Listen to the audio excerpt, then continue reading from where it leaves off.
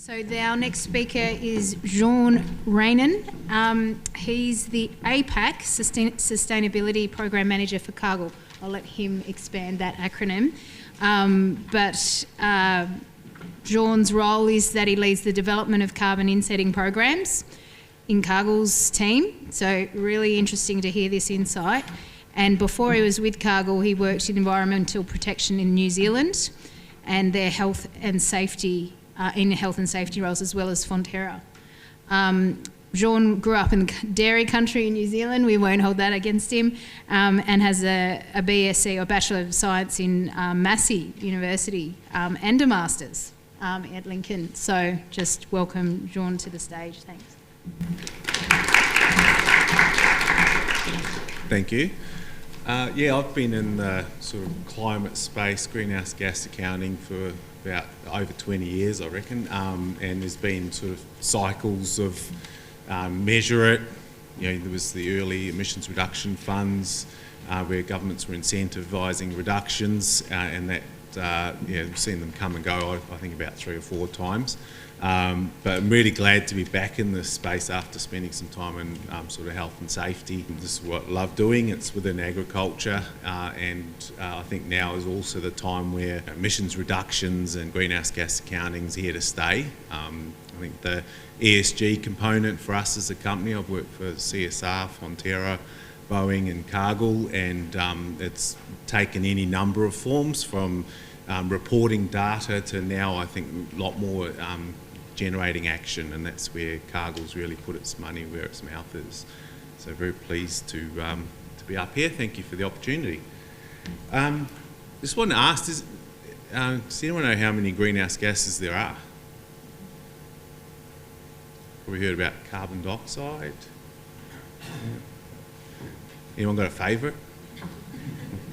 Water vapour. Yeah, that's not even counted, water vapour. Sorry? The fluorocarbons are the worst. Yeah. Spot on, exactly the point. So my favourite one's nitrous oxide. I've done a lot of work in nitrogen. It's often the one, I'm talking from a cropping sense, so please forgive me for the livestock people in the room and others, but the good thing about it is it's fundamental to cropping. If we can get our nitrogen use efficiency up, it's good, it's profitable, good for the plants, good for the environment, and particularly so to the point the gentleman made at the back, nitrous oxide's nearly 300 times more potent than carbon dioxide. So a little tweak on that lever can have a big environmental or climate impact, which is great. And the other favourite, of course, is CO2, which plants love and gobble up and do the right thing for us in the air we breathe. Really the point there was just little changes can have big impacts. If you're talking, the CFCs, sulfur hexafluoride, which is a refrigerant, it's 20,000 times more potent than CO2, and that's used in switchboards and things, but the ones that agriculture can have a significant impact on are carbon dioxide, our methane favourite out the front here, and nitrous oxide. So Sarah covered the scope 1, 2 and 3 emissions, so I'll show you how Cargill is able to present a program that we're put forward. So this forum is ESG, what's in it for me, so we're here to talk about what's available to farmers today, but I also wanted to explain some of the drivers behind it, just be transparent, what's Cargill doing and how can we do this. So I think you've seen the image before around the sustainability development goals, the beautiful coloured squares. They have different elements around managing poverty, chemical use, climate, water, land. So those are the drivers for us, Cargill, and our demand customers. So think of the big multinationals, fast foods, local food manufacturers, etc. And in the climate space, Cargill subscribes to the Science-Based Targets Initiative. So we're trying to get onto one platform where we're all measuring it the same. Quite frankly, we don't care too much if you're using inches or centimetres. As long as you're measuring it, if it doubles in inches, it's going to double in centimetres in terms of impacts. We don't want to get tied up in those sorts of debates, what's the right tool. So we subscribe to that, and that's the way we're measuring it. and we're also aligning with industry on like the carbon calculator that's very commonly used in Australia, the University of Melbourne GAF tool that's been developed for, there's 18 or 20 of them now, livestock, aquaculture, forestry, grains, cotton, and the good thing about that is we can measure them all on the same sort of platform, and we don't want to be here debating about is this the right number or that the right number. We just want to get on and show environmental improvements. So the underlying principle, I'm leading a program called Sustain Connect. I don't want to sort of plug it, but I want to use it as an illustration of what we're doing in this space. So the scope 1, 2 and 3 is really fundamental to the whole program and how we can return value to farmers and add value for our demand customers and meet our own commitments. So emissions aggregate down the supply chain. Yep. So farmers, you'll have scope 3 emissions. You bring in fertiliser, you bring in fuel, pesticides. They all have embedded emissions, and they aggregate down the supply chain. So when Cargill purchases your canola seed or your wheat, your barley, those emissions are transferred to us in terms of what's called a scope 3 emission. And then we add to those emissions when we process or handle or transport your grains to our end customers. So we've done a lot in this space. There was a slide up before, I think Sally had up, around Cargill's climate targets. Based on 2017 baseline, we're aiming for a 10% reduction in our scope 1 and 2 emissions. Mid this year we'll have exceeded that. We'll be at 13% reduction in the Australian context. We've spent there's about 70 million Australian on our crush plant upgrades and some solar projects, but then our ability to influence that footprint is really limited after that. And so we're doing work with farmers on cropping, and in our specific program case it's canola for this year. We're looking to expand that. So the point is that aggregating across, and then the end customer sort of has to wear all the emissions profile. And I really want to echo the point that was made earlier. It's no longer consumers that are demanding an organic product or a chemical-free or a free-range product. The investors are just as loud. So as these bigger companies seek financing, they are also getting pressure internally and from their investors just as much as consumers these days. So the way we're able to account for emissions or emissions reductions is often through carbon credits, and there's two forms. I don't know if you've heard of them. There's a carbon offset and a carbon inset. So carbon offsets can be sort of the compliance market, so like Australian carbon credit units, number of methodologies available in that, the emissions reduction fund, to help you boost vegetation on your ground or carbon in your soil, whole lot of other methodologies, and they trade on a compliance market, and there's also some customers that are able to use those to offset their emissions. And there are also voluntary markets, so there's international and some local markets where carbon offsets are traded, and essentially here if you're buying a good example is a carbon neutral flight, you chuck in an extra few tens of dollars on a trip, and the airline will purchase offsets to essentially compensate for the emissions from the jet engine you're about to fly on. And that market has suffered some reputational damage, I think, a little bit. That's probably my words, not business words. But yeah, there's been claims of greenwashing, projects that were developed but never sort of delivered their outcomes, planting trees or restoring soil carbon, and there's the risk of reversals there. But the important thing here is once the carbon offset's generated and you sell it, you've sold the right to use that to the buyer. So you can't claim that as an industry or an individual to say, oh, I'm carbon reduced or I'm carbon neutral. So you have to buy that back and then do more work to get carbon neutral if that's what you're targeting.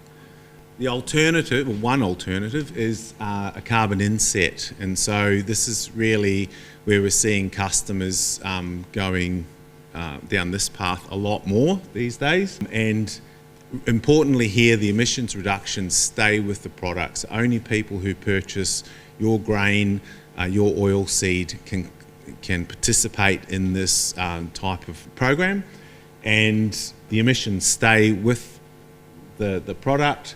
There's a lot more flexibility to tailor emissions reductions to a specific supply chain. Really important part because the government programs are probably looking at the big wins and the methodology for that, and soil carbon now does have a good methodology. Australia's well recognised here, but for cropping specifically, the opportunities are generally a bit lower than some of the other things like forestry or grazed pastures. One other thing that is allowed, the diagram on the right there demonstrates that there's a concept of supply sheds. So if a business invests in a program, you don't have to necessarily sell your end product to us as Cargill who ran the program. We can still say that we helped reduce emissions in the supply shed, being whatever port catchment or state you're in.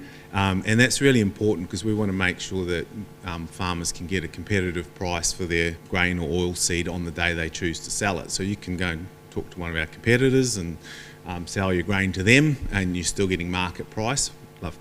Love for you to come and see us, but you have that option. So some ways that carbon credits can be generated. I'm going to look sort of more specifically in that middle column because it's better related to cropping. But you can either have an avoidance or a removal, so reductions and removals. An avoidance or a reduction is permanent. If you do a practice today that uses less fuel or optimises your fertiliser, that's a permanent change, and that is effective as of from today.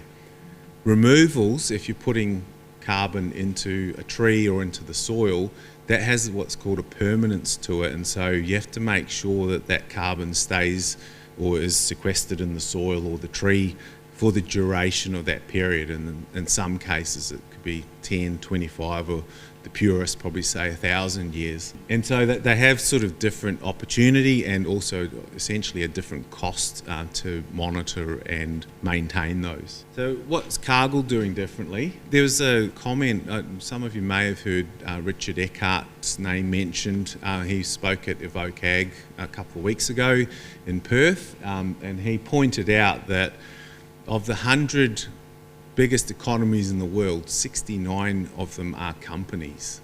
So that's a really important factor, and he made the observation, or speculation perhaps, that of the 31 large economies left, that if they're governments, then there's constraints around that, around being able to be agile, trying to be fair to all, to make sure that there's a move in the right direction, and often that's done through, these are my words, not his, but regulation or other mechanisms as well. And one of the benefits with Cargill that I've found is we talk to demand customers, we talk to our grower customers, and that chain is fairly short. The communications can happen in the same week, and we can work out that this is what the customer wants and this is what the grower is able to do, and we can work together to achieve the same outcome. So we're doing that, and we've got a partner in the program, Sustain Connect, called Regrow. We also have some agronomy partners in AgriPlus that some of you may know, who work around here locally, and we've developed a program called Sustain Connect. And I'll just very briefly touch on what we're trying to achieve. Real important point, we're not collecting data for the sake of it. We're actually looking at the outcomes and the data to prove and provide credibility to our, the agricultural industry, or the grains industry in particular here, and the customers that we're able to achieve these reductions. So we do collect some information, some really basic information around crop types, also the geographic reference to fields where the crops are growing, and that's important to make sure that we have the right climate and soil data that goes into it. Talk a little bit around tillage history, nutrient management, irrigation, if that's relevant to the crop for the people that are enrolled in the program, and a little bit around farm level management. So there's some basic data points, and importantly here we align with the GAF tool. We think if we all get behind a couple of tools rather than 400, it makes it a lot easier, makes data collection and transference a lot simpler. We're also integrating with some of the farm management systems as well, so that the data doesn't have to be keyed in and it can flow from one input to another. And then we produce a baseline, so that's the pie chart in the middle. That's a classic baseline for canola, or a typical one.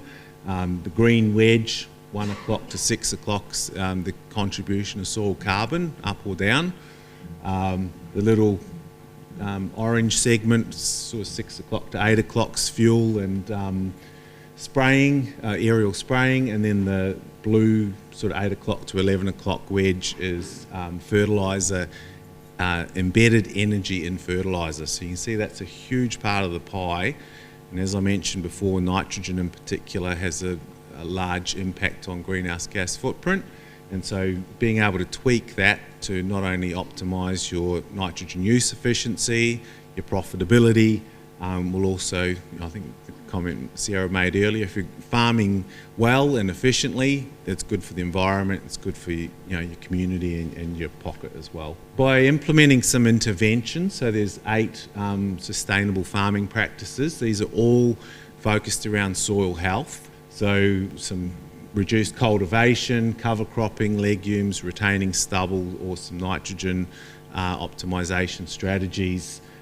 You're able to genuinely reduce emissions on farm, and participating in the program, Cargill offers $25 a hectare flat payment, guaranteed if you meet the program requirements. We did it as a fixed cost, so that it's a language and a space that not all of us are familiar with, and so we felt a fixed payment per hectare was a fair way to go. If you're signing up now for a crop that you're harvesting later this year, you probably don't know what the weather's going to do, what your soil's going to do, and so we're really seeing this as an opportunity to learn together. That's Cargill, the growers, and our end customers. As I said before, some of the other opportunities are you can sell your oilseed, it's a canola program, at market price on the day you choose to sell it, irrespective of whether you don't have to sell it to Cargill. It's a 1-year commitment on the field that you enrol, so you're not signing up the family farm. After that year finishes, you can choose to go and participate in another program on that field or with your rest of your farm. Or you hopefully will come back and have another go next year. And we really see this as we're definitely learning, and we reserve the right to make some tweaks, and we already have based on some trials we did last year in this space. This is the last slide. So just in terms of the cycle of the program, we've got enrolment closing later this month, the 31st of March. We've had a lot of interest from farmers, and we've timed it so that the reporting year is the 1st of April to the 31st of March. It's close enough to planting that you're probably going to be reasonably confident of which paddocks are going to get the canola this year, and we ask you to provide some baseline information for those paddocks you choose to enrol. There's no maximum or minimum, and there's an agreement that explains what our obligations are and what the growers' obligations are. Importantly, a lot of feedback on the use of data and security of data that came up. So we are aligned with the National Farmers Federation Farm Data Code. We think it's a really great initiative the industry has taken to sort of protect farmers, whether you're livestock or cropping or whatever. It clearly articulates who owns the data, some of the safety precautions that need to be taken for those that use that information or store it, and it's been a really important part of our engagement through the trials as well. Then you grow your canola. Before March next year, you put in your final data for the crop that you've grown this year, and then we pay after that's been verified in June. So we'll pay 25% up front this June, and then the remaining 75% of the $25 next June, once we've confirmed that the practices took place and the data's all there. I've got some leaflets out the front, and I'll happily hang around if anyone's got specific questions. So thank you very much.